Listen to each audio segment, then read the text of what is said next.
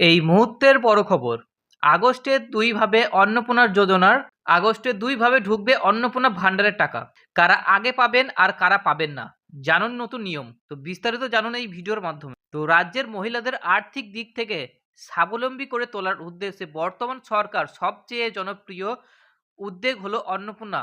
বিগত কয়েকদিন ধরেই সাধারণ মানুষের মনে একটি বড় প্রশ্ন ঘোরাফেরা করছে, চলতি আগস্ট মাসে এই প্রকল্পের টাকা কবে ব্যাংকে অ্যাকাউন্টে জমা হবে।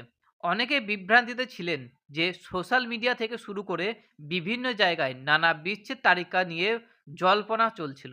মাসের প্রথম সপ্তাহ পার হয়ে যাওয়ায় টাকা না আসায় উপভোক্তাদের মধ্যে প্রবল উৎকণ্ঠ তৈরি হয়েছিল। তবে এবার সেই সমস্ত চিন্তা এবার অবসান ঘটানো হয়েছে।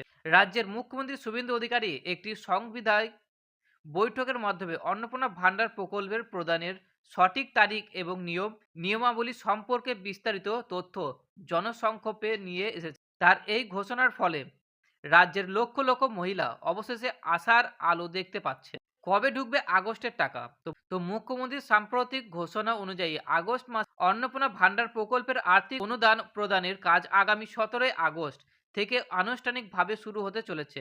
নবান্ন থেকে আয়োজিত একটি গুরুত্বপূর্ণ সংবিধান বৈঠক মুখ্যমন্ত্রী স্পষ্ট করে জানিয়ে যে যোগ্য মহিলার ব্যাংক অ্যাকাউন্টে এই প্রকল্পের নির্ধারিত 3,000 টাকার কিস্তি 17 আগস্ট থেকে সরাসরি ট্রান্সফার করা হবে।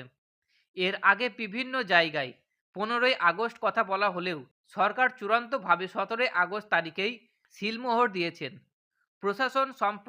প্রশাসন সম্পূর্ণভাবে প্রস্তুত রয়েছে যাতে সঠিক নিয়ম মেনে প্রত্যেকটা যোগ্য উপভোক্তার কাছে এই অর্থ পৌঁছে দেওয়া যায়। সাধারণ মানুষকে তিনি আশ্বাস দিয়ে বলছেন, অন্নপূর্ণা ভান্ডার প্রকল্পের এই টাকা প্রদানের ক্ষেত্রে কোনো রকম দুর্নীতি বরদাস্ত করা চলবে না।